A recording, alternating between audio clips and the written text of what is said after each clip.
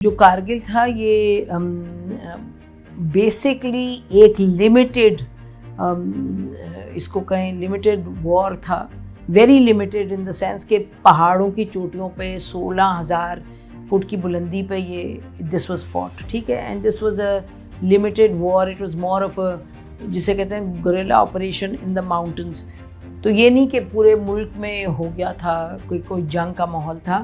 پاکستان میں تو بالکل ہی نہیں پتہ چلا تھا. ہندوستان نے تو ان کو جب انہوں نے شروع میں تو ان کو بہت ان کی پٹائی ہوئی تھی کیونکہ پاکستان کے اسٹریٹجک ایڈوانٹیج تھا. تو جب اس وقت تو چپ رہے انڈینز، جب انہوں نے بہت اپنا اسلحہ، ایئر پاور وغیرہ سب اور آرٹلری استعمال کر کے ہمیں پش بیک کیا انہوں نے، اس وقت they turned it into a completely election war, کیونکہ اس وقت ایک الیکشنز ہونے والے تھے اور واجپئی کی گورنمنٹ تھی، اور انہوں نے اس کو پھر جو ان کو لگ رہا تھا کہ پاکستان کو پش بیک ہے، پھر انہوں نے اس کو بہت دھوم دھڑکے کے ساتھ اس کو براڈ کاسٹ کیا. تو انڈیا کے لیے ایک وار تھا، ہمارے لیے پھر بھی ایک لمیٹیڈ آپریشن تھا. ہمیں یہی لگ رہا تھا کہ مجاہدین لارجلی انوالوڈ ہیں. سو کالمز بھی لکھے اس طرح سے کہ جیسے یہ ایک مجاہدین کا آپریشن ہے اور پاکستان ان کو سپورٹ کر رہا ہے ڈپلومیٹکلی اور پولیٹکلی. وہ تو پھر بعد میں پتہ چلا کہ ہماری اپنی فوج انوالو تھی. اور اس وقت میرا خیال ہے کہ پرہیپس جون کے آخر تک، جون کے وسط آخر تک پھر کچھ لوگ پاکستان میں کہنے بھی لگے، کچھ ادارے بات بھی کرنے لگے فورن جرنلسٹ کے ساتھ کہ یہ آپریشن کی نوعیت کیا ہے. اور بٹ پاکستان کی تھرو آؤٹ پوزیشن یہ تھی کہ انڈیا کی طرف سے LOC کراس ہوا ہے تو وی آر رسپونڈنگ.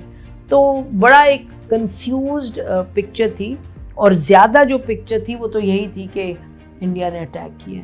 تو اس وقت پتہ نہیں تھا زیادہ کہ کیا سچ. جرنلسٹ کمیونٹی کو یہ پتہ تھا کہ ذرا ٹینشنز تھیں بیسکلی گورنمنٹ کے درمیان اور آرمی چیف کے درمیان. کارگل جب جس طریقے سے ختم ہوا تھا، تو جیسے ختم ہوا تھا تو پھر جیسے بلیم گیم شروع ہو گئی تھی. اتنی اوپن میں نہیں تھی لیکن جرنلسٹ کو یہ پتہ تھا کہ basically behind the scenes blame game ہے.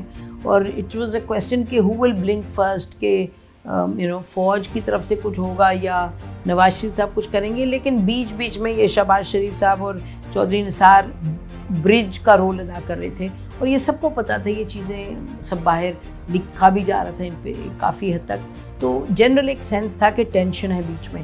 لیکن یہ جو کو جب ہوا that was obviously it took everybody by surprise، کیونکہ جنرل مشرف تو گئے ہوئے تھے سری لنکا، اور کوئی لگ رہا تھا کہ جنرل مشرف کی جو کچھ ڈیمانڈ تھی کہ مجھے چیئرمین جوائنٹ چیف بھی بنا دیں، آرمی چیف بھی وہ رہیں، وہ بھی پوری ہو گئی. پھر انہوں نے چاہا کہ کور کمانڈر تھے ان کو بھی ہٹا دیا جائے، وہ بھی پوری ہو گئی.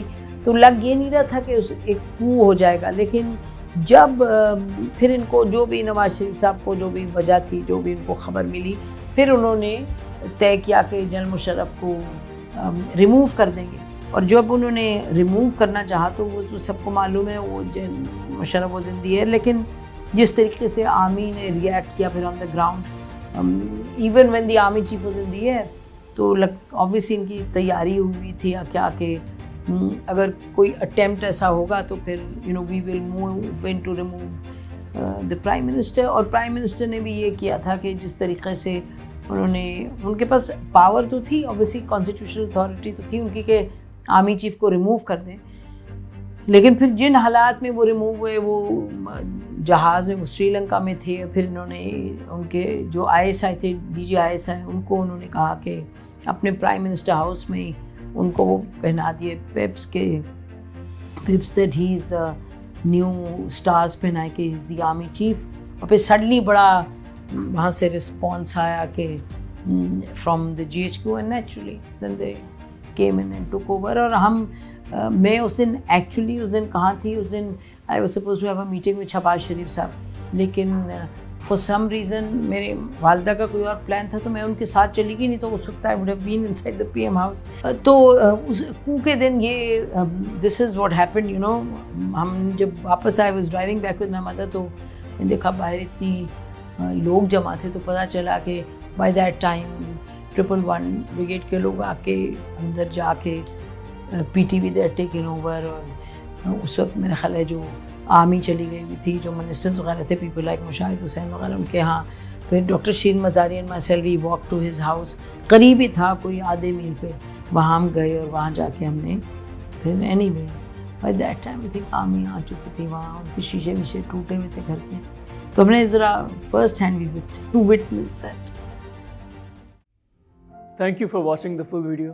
आप में से बहुत से ऐसे लोग हैं जिन्होंने शायद हमारा यूट्यूब चैनल सब्सक्राइब नहीं किया.